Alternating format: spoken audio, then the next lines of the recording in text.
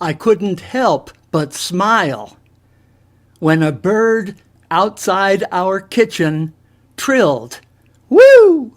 Woo! Woo!" Then it changed. "Wee-up! Wee-up! Wee-up!" "Listen to that!" I cried aloud as Kim kept chopping her kale. I went to the screen for a toke. The singing abruptly stopped.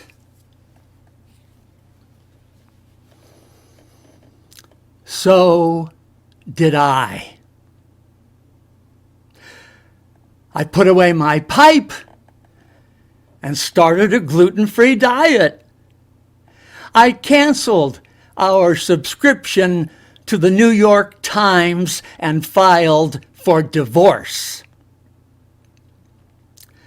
This was no surprise to Kim.